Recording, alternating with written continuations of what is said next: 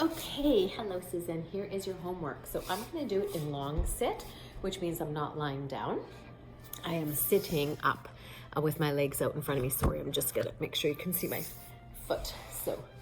So first one we did was rotation. Outward rotation, inward rotation. So the movement is really coming from deep within the hip socket. You'll notice you do not have nearly as much movement coming in as you do going out. Pinky might land the floor, big toe won't come anywhere near it. At least that's the way most of us are made. So that was the first one. Whoops. And the second one was in this position of a bridge kind of a position. Just start with sliding the heel towards you, then lifting it up into tabletop and then beyond, and then slowly landing it.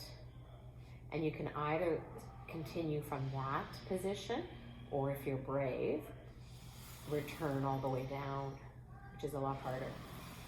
And you might only do 5 to 7 of those to start with, and then 2 sets.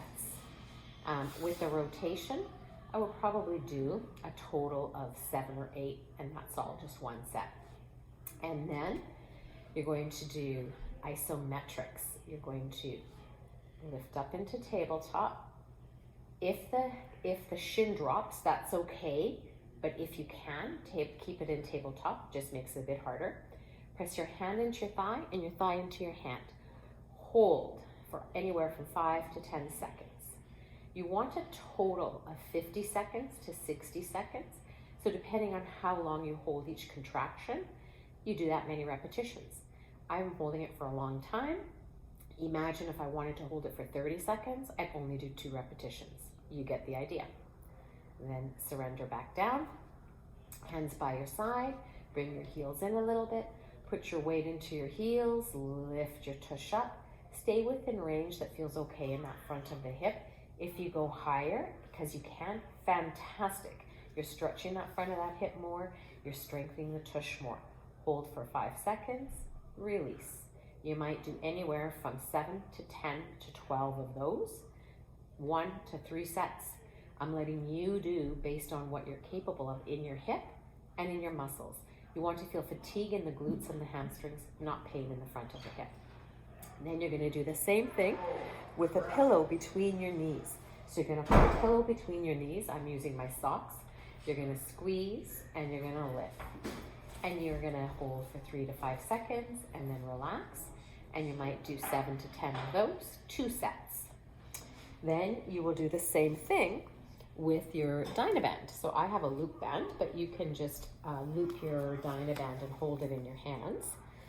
Separate your feet so they're pelvic distance apart. Drop the weight into the heels, keep the weight on the band, and lift. Hold for 5 seconds and release.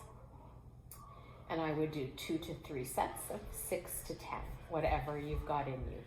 You'll notice that I'm very liberal with the range because you're going to get stronger faster. You want to feel fatigue. All right.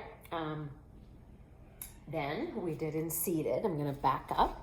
I hope my socks weren't in the way there. We're going to back up. You're going to be seated on your chair, and the band is tied around your thighs, and you're going to do seated clamshells.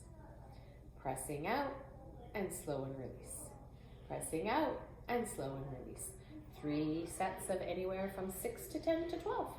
Feeling fatigue in the outer hip. All right. If you have any questions, you can message me or you can ask me on Wednesday. See you soon. Bye.